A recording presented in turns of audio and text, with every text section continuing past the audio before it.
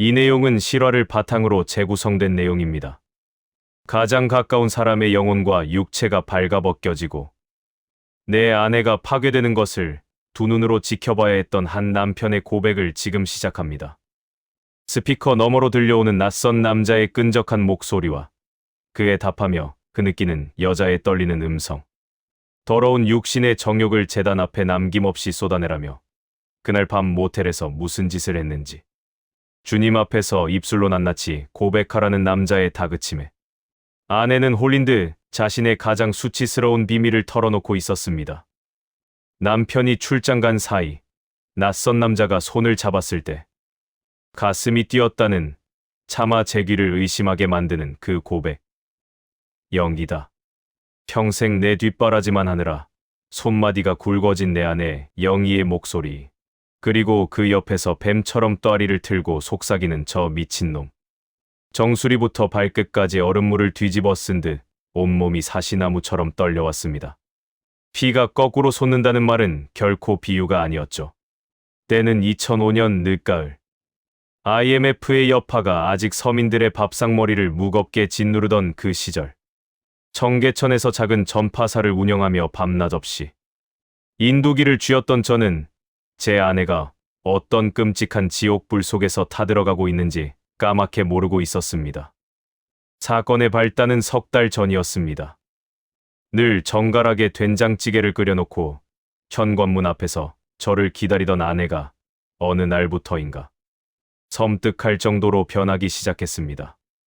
집안에는 평소 바르지도 않던 화장품 냄새와 알 수 없는 싸구려 백합향수 냄새가 진동했고 아내의 눈동자는 늘 허공의 어딘가를 향해 초점이 풀려 있었죠. 가장 끔찍했던 건 밤이었습니다. 방문을 굳게 걸어 잠그고 누군가와 은밀하게 때로는 숨 넘어갈 듯 격앙된 목소리로 통화하는 소리가 밤새도록 안방 문틈으로 새어나왔습니다. 구역 예배를 간다면서 왜 속이 다 비치는 얇은 빨간색 블라우스를 꺼내 입는 거지? 아내가 지금 나한테 무언가를 숨기고 있다. 처음엔 당연히 외도를 의심했습니다. 아니, 차라리 흔한 바람이었다면 머리채라도 잡고 멱살을 쥐고 흔들며 따졌을 겁니다. 하지만 진실은 제 얄팍한 상상보다 훨씬 더 기괴하고 더러웠습니다. 아내가 밤마다 홀린 듯 찾아가는 곳은 눈물샘이라 불리는 신령한 은사를 받았다는 목사가 운영하는 외곽의 비밀 기도원이었습니다. 그곳에 다녀온 날이면 아내는 마치 독한 마약에 취한 사람처럼 황홀경에 빠져 알 수 없는 방언을 중얼거렸고 반대로 우리 가족을 향해서는 섬뜩한 저주를 퍼부어댔습니다. 시험을 앞둔 딸아이가 찬송가 소리를 조금만 줄여달라 애원해도 아내는 딸을 향해 내 속에 더러운 사탄 마귀가 내 기도를 방해한다며 피가 나도록 자기 가슴을 쥐어뜯으며 발작을 일으켰죠. 그 서늘하고 미친 눈빛을 마주한 날 저는 겉옷만 챙겨 입고 말없이 아내의 뒤를 밟았습니다. 비포장도로를 덜컹거리며 도착한 야산 중턱의 허름한 슬레이트 건물. 그 산속에서 저는 금방이라도 구역질이 나올 것 같은 광경을 목격하고야 말았습니다. 희미한 십자가 불빛 아래 수십 명의 중년 여성들이 속옷이 땀에 젖어 비치는 것도 모른 채 한 남자 앞에서 짐승처럼 울부짖고 있었죠. 눈물샘이라 불리는 목사는 여자가 아니었습니다. 기름진 머리를 뒤로 넘긴 40대 후반의 건장한 남자. 그는 신도들의 타오르는 갈증을 치유해야 한다며 여자들의 가슴과 허벅지, 온몸 구석구석을 스스럼 없이 안수 기도를 빙자한 손을 가져다 대고 있었습니다. 저 미친 놈의 손이 지금 내 아내의 얇은 셔츠 위를 쓸어내리고 있다. 당장 뛰어들어가 저 새끼의 목을 부러뜨리고 싶다. 참아. 여기서 이성을 잃고 소란을 피워봤자 아내만 더 깊은 수렁으로 빠질 뿐이다. 무리를 뽑아야 한다. 아주 완벽하고 끔찍하게. 저는 청계천에서 전자제품을 고치는 전파사 사장이기 전에 군정보사에서 대북 감청 임무를 수행하던 군인이었습니다. 평범한 가장의 이름으로 기억 저편에 묻어두었던 내가 가장 잘하는 방법을 다시 꺼내들어야 할 때가 온 겁니다. 다음 날부터 저는 철저한 이중 생활을 시작했습니다.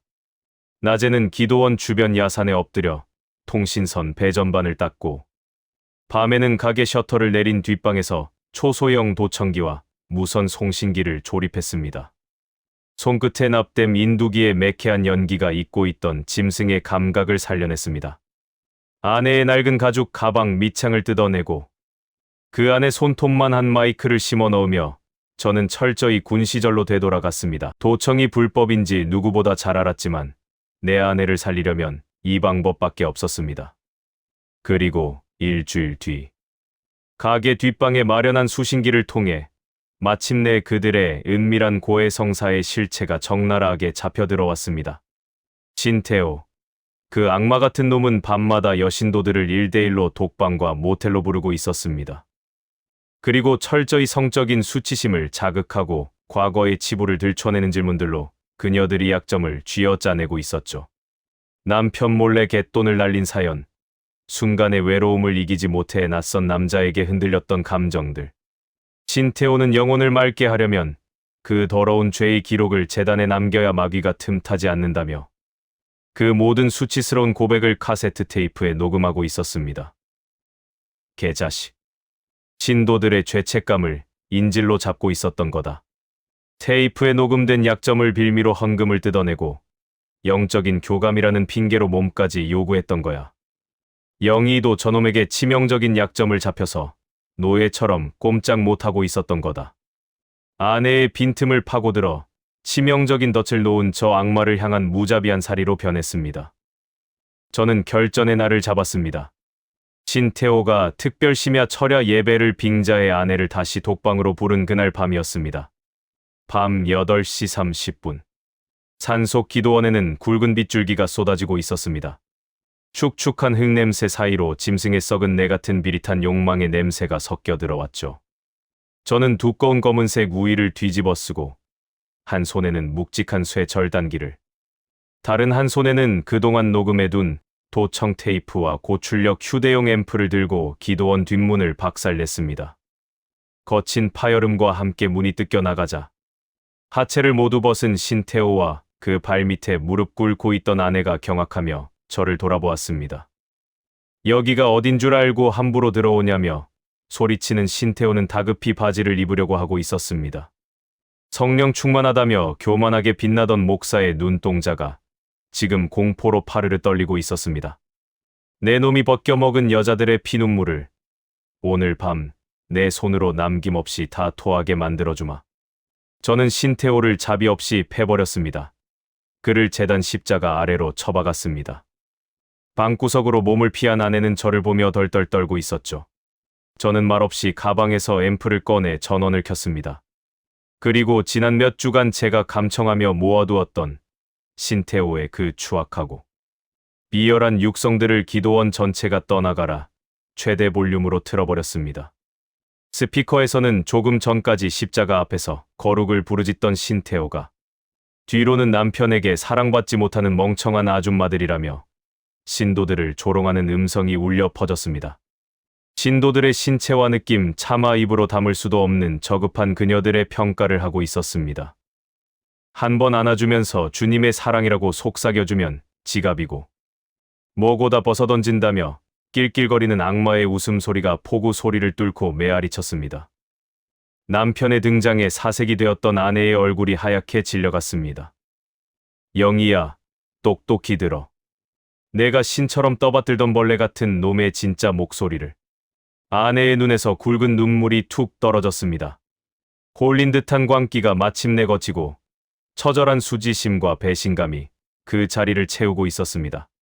가슴이 갈기갈기 찢어질 듯 아프지만 이 더러운 진실을 두 눈으로 마주해야만 널 저 지옥에서 꺼낼 수 있다. 그날 밤 제 신고를 받고 출동한 경찰들이 들이닥쳤고 신태호의 재단 뒤 비밀 캐비닛에서는 수백 개의 협박용 녹음 테이프와 억대의 돈이 오고 간 비밀 장부가 쏟아져 나왔습니다. 하나님을 빙자해 한 가정을 파괴하고 영혼을 갈취하려 했던 거짓 영의 실체는 그렇게 비참하고도 적나라하게 백일화에 드러났습니다. 사건이 끝난 지 한 달의 시간이 흘렀습니다. 경찰서와 법원을 오가는 지옥 같은 시간이 지나고 우리 집은 다시 예전의 고요를 되찾았습니다. 하지만 아내는 예전처럼 웃지 않습니다. 이른 아침이나 늦은 밤이면 거실 한 구석에 무릎을 모으고 앉아 소리 없는 눈물을 훔치곤 합니다. 자신이 사랑하는 가족에게 퍼부었던 모진 저주들과 그 거짓되고 역겨운 공간에서 잠시나마 느꼈던 헛된 위로. 그리고 자신의 치부를 들킬까 두려워 악마의 발밑에 엎드렸던 뼈저린 회한 때문이겠죠. 저는 멍하니 창밖을 보는 아내의 곁으로 다가가 몰라보게 야위고 거칠어진 그 손을 아무 말 없이 꽉 쥐어주었습니다. 이 깊은 상처가 아물려면 아마도 오랜 시간이 걸릴 겁니다. 어쩌면 평생 지워지지 않는 화상 흉터처럼 남아 비가 오는 날이면 욱신거리며 우리를 괴롭힐지도 모릅니다. 권선징악의 통쾌함. 악당을 처단했다는 승리감은 없습니다. 그 거대한 폭풍이 휩쓸고 지나간 뒤에 찾아온 이 처절하고 씁쓸한 여운 속에서 저는 진정한 가족과 신앙의 의미를 다시 배웁니다. 무참히 부서진 잔해 속에서 서로의 부끄러운 상처를 묵묵히 보듬어 안고 피나는 맨손으로 다시 벽돌을 하나하나 쌓아 올리는 지루하고도 눈물겨운 사랑의 노동이라는 것을 말입니다. 가족을 갈라놓고 영혼을 파괴하여 벼랑 끝으로 등 떠미는 영은 결코 성령일 수 없습니다. 비록 흠집나고 부서졌을지라도 오직 서로의 허물을 덮고 피눈물을 닦아주며 기어이 다시 일어서는 그 좁고 험한 자리에 진짜 기적이 숨쉬고 있음을 저는 이제 믿습니다. 이 땅의 모든 상처받은 가정에 주님의 진짜 평안이 함께하길 기도합니다. 이 이야기는 실화를 바탕으로 재구성된 내용입니다.